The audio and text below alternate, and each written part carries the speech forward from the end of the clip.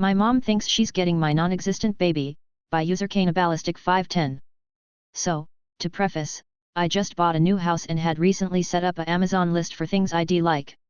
One of the items was a baby bottle dryer that I was planning on using for reusable bags. I do not have a baby, I am not pregnant and not planning on having a baby anytime soon. I hate kids. It was just cheaper than other dryers I was seeing. This led to confusion from distant family. They worried my fiancé and I were pregnant. They know we don't want kids. It was cleared up quickly. Yesterday, we met to eat with some family that came to visit from out of state. The topic of the baby rack came up and we all laughed at the confusion. Somewhere in there, my mother announced that if my fiancé Anthony got pregnant, she'd get a new baby, as in the baby would be hers. We never talked to her about this, agreed that this was a thing, or even confirmed this. This is not the first time she's mentioned this. She has also stated I would unalive myself if I found out I was pregnant, which isn't true. About a year ago, she did try for a baby but was unsuccessful. She was actually fixed shortly after due to a medical issue. I know she still wants a baby, but I don't know where she got the idea that I'd give her mine. She was a terrible mother to me, and if I go through a pregnancy, I'm keeping it. As much as I dislike kids, I'd rather raise mine as compared to let it go through what I did. My dad is mad I won't wear the wedding dress he told me to wear, by user background bath 4640. My parents offered to pay for our wedding, which we initially declined as they can be really controlling. They were devastated and said they were heartbroken we wouldn't go through with a traditional big Indian wedding. They called me in tears. I sincerely felt bad, so we agreed with the clause that we would get to pick our own clothes and the flavor of the cake. We'll pay for our own outfits. Completely yielded to everything else, because my fiancé and I just want to be married, so we figured we could humor my parents for this one day. They agreed, but now my grandfather on my dad's side brought a sari from India and my dad is insisting I wear it to the ceremony. I don't have a good relationship with my grandpa at all, and I resent him for another occasion where my mother politely declined to wear something he told her to and he tried to hit her across the face. I told my dad no, I'll wear it for another occasion, but I'd like to wear what I choose. He spent the rest of the day saying I was so entitled and that I was going to break my grandpa's heart, and tried to lecture me about how we all need to be flexible about the wedding. We went to dinner with my future in-laws and he called me a bridezilla in front of them when they asked how planning was going, and asked if they were ready to deal with a high-maintenance daughter-in-law. My fiancé's family is wonderful, so they said they were really excited to have me be a part of the family and defended me too. But it was still super embarrassing and awkward for everyone. Edit. Thanks for all the support and comments. For those asking if I could wear it to another event, I actually did suggest that and they weren't happy, so I'm just going to hold my ground. My body, my clothes. I know several of you have also suggested a courthouse wedding or to elope, but my fiancé is Jewish and we have arranged for a rabbi to wed us in another ceremony later that day. Eloping is not an option for us as my fiancé is extremely close with his grandmother who is ill, and it is so important to both of us that we have her there. It may be that we don't go through with an Indian wedding if this behavior continues, but we will certainly be having a modest Jewish ceremony with just family no matter what.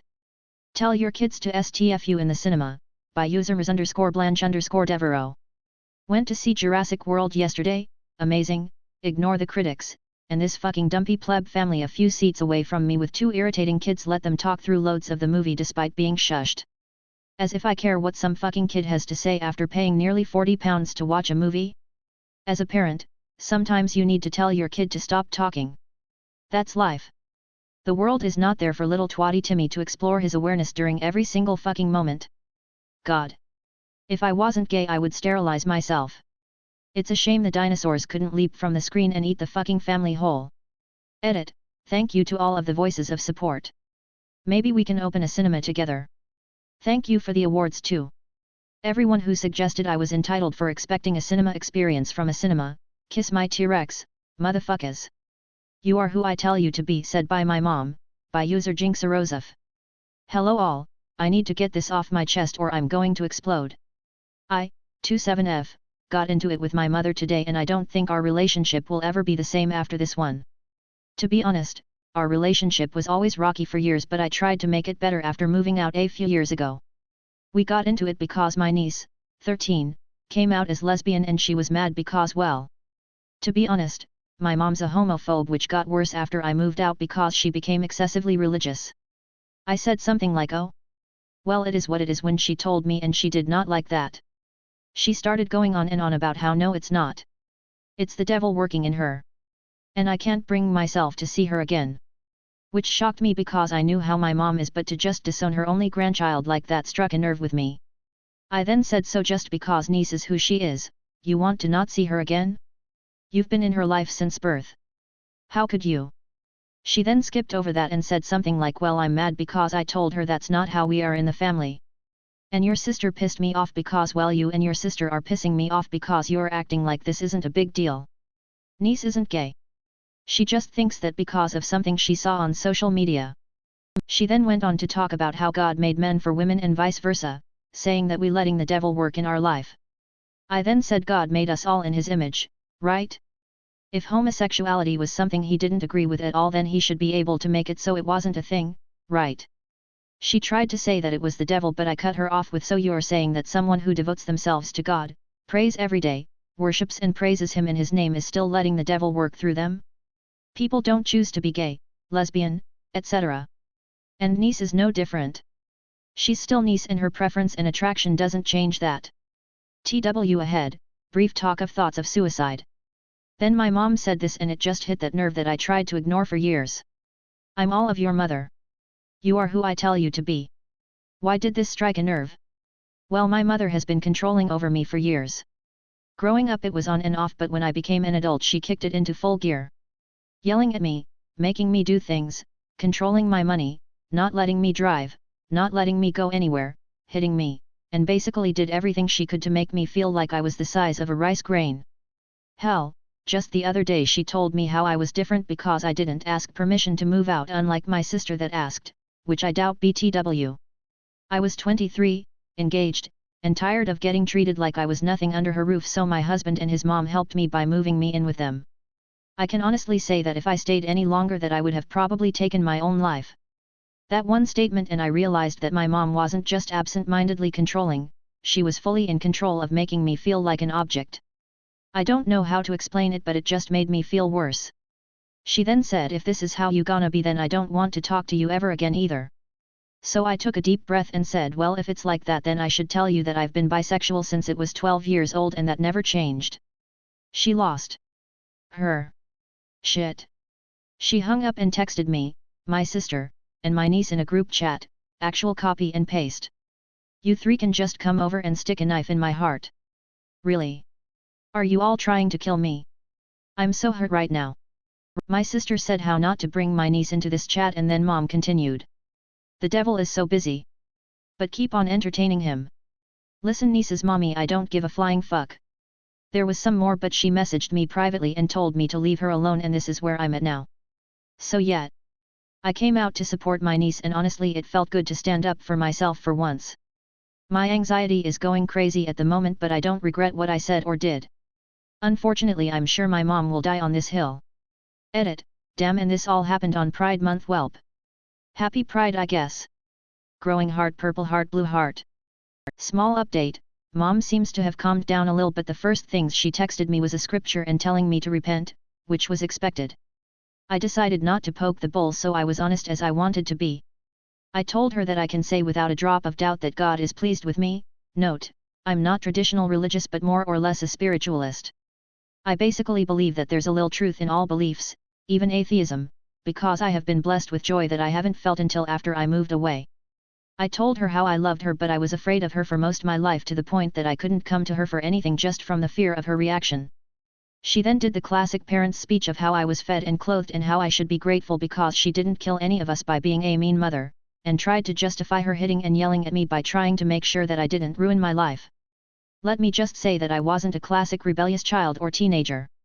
She said that I was messy and always forgetful with things, so I guess that warranted a slap and getting choked? Never mind that I was going through mental health struggles at that point in time and all that, I guess, but she never had an answer for when I was grown and had a job and doing the right thing and still getting slapped for who knows what reason. I know for a fact that if I was in her presence that I'd be getting my ass beat, and not this we need to pray attitude.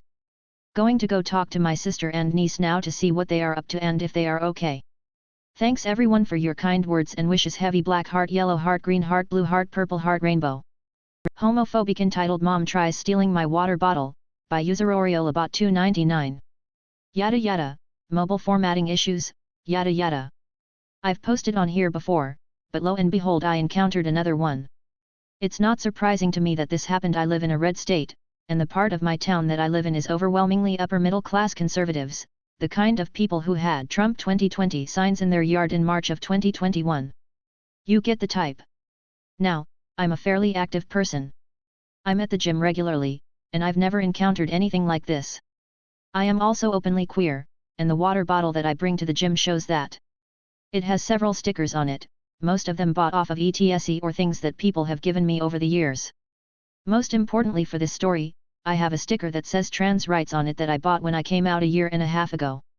Now, my gym routine is simple, but part of it involves entering into these hallways that my gym has where people work on mats and do bodyweight exercises. I do my routine, and am about to leave when I hear that all too familiar ahem from behind me. Now, the hallway I'm in connects to the stairs, so I assume she came up them without me seeing. She's your stereotypical Karen, with obviously dyed blonde hair and a kid in tow. This is unusual. Like most the gym I attend doesn't let kids use the equipment until a certain age. For ours it's 11 to use it and 14 to use it unsupervised, and this kid can't be more than 8. However, there's a classroom on this floor that teaches kids as well as adults, so I figure he's here for a class. She's wearing a shirt that says "No way Vakati," which has nothing to do with the story, but I thought it was funny. I'm mostly confused as to why she's talking to me, to be honest. I turn to look at her, and the following conversation ensues. Me, can I help you? Karen, this is a family place and I think you should keep that at home. Me, what? She rolls her eyes. Karen, don't play dumb. That, she points at my water bottle, is unacceptable. Me, what? It's worth noting at this point that although I am publicly out and use they/them pronouns everywhere I go, I still present really feminine. In most cases, unless I introduce myself with my pronouns, people just assume I'm a really enthusiastic ally. There are many reasons for this, but most of them stem from my own insecurities about my physical appearance, so I won't get into them here. Karen, you're not even old enough to know if you're gay or not.